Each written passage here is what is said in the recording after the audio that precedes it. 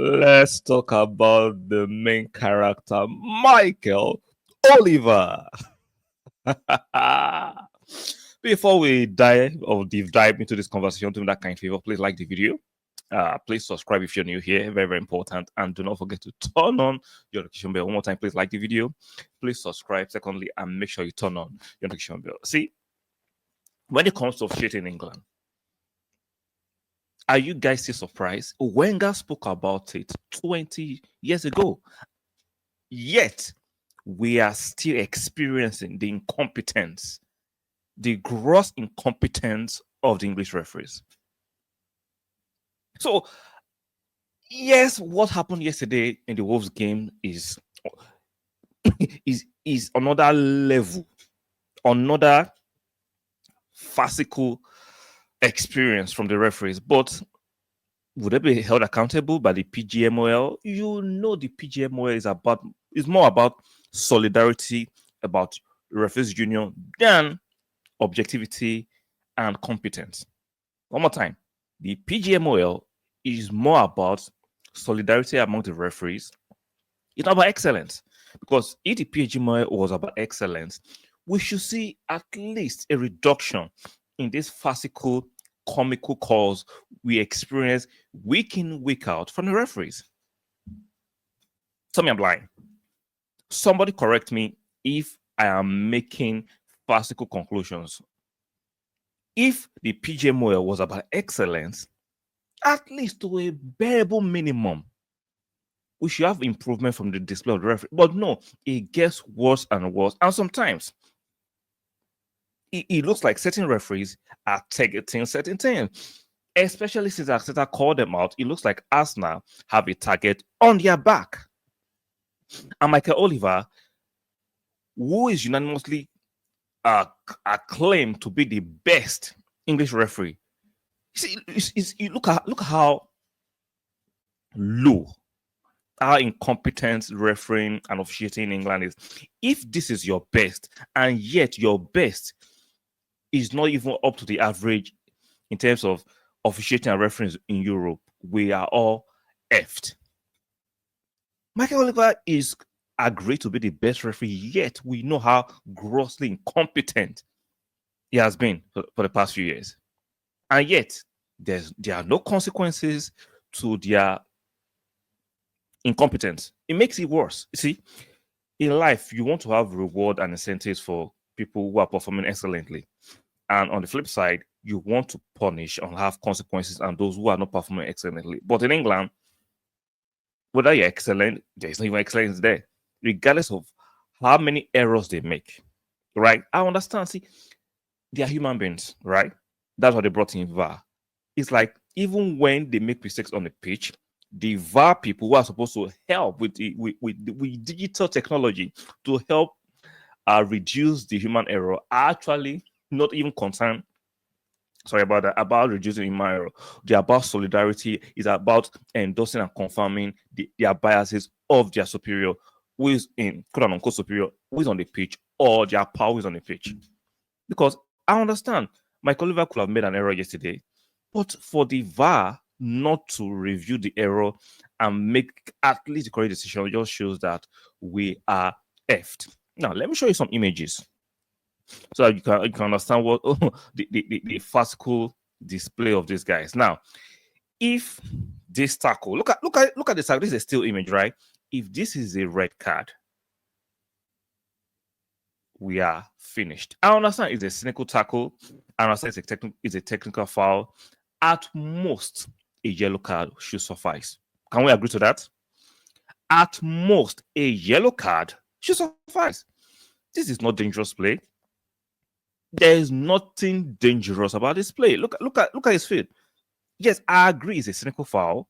I agree it was deliberate, but deliberate fouls are not synonymous to red cards. So that argument, some of the 10% of rival fans who want to be cynical, who are just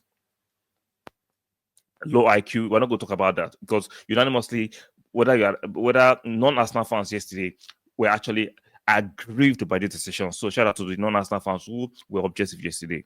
I've not even seen a former referee who has actually come out to say this is a red card. Now, if this is a red card, let's look at some of the other images to compare and contrast. This is not a red card, right? But this is a red card. How farcical is that? This is a yellow card, right? This, look at this Kung Fu kick, is not a red card, but MLS tackle is a red card. Let me show you more. This complete take out of Saka is not even a yellow card, but MLS tackle is a red card. This is a yellow card, but MLS tackle is a red card. Interesting. This is not even a red card, but MLS tackle is a red card. More. Joe Linton, who is known to go hard on tackling, right? This is not even a red card. Joe Linton kept on playing, but MLS tackle is a red card. So we are done. We are done, unfortunately. Unfortunately, we are done. The amount of incompetence and the amount of the fact that these referees are not held to task for their farcical display, farcical calls, just shows that when Arsenal fans are overly concerned about we have to sign a striker, which I agree, we have to sign a striker, we have to bring in players to help us get to the ultimate goal of winning trophies, especially in the Premier League, you have to deal with the referees. Unfortunately, we still have to deal with the referees. Do we have to have referees in our pockets too? Because I find it very, very interesting, for lack of a better term, that certain teams don't get these horrible calls. Arsenal consistently this season have gotten horrible calls from the first day of the season. They declared 2 yellow cards for kicking the ball away. We've seen that law rescinded passively but Arsenal was punished. Trossard and Declan were punished heavily for it, but that law somehow doesn't exist anymore. Make it make sense. It's like we have a target on our backs. It's like we have a target on our backs. The incompetence of these referees in England and the fact that the PGMOL was supposed to do something about it, VAR was introduced to reduce the amount of mistakes these referees are making. Instead of doing that, they are actually engaging in referees union.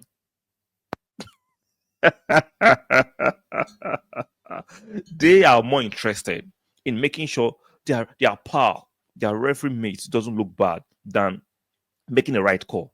Deep that most of these referees, whether on the pitch or in the VAR room, are more interested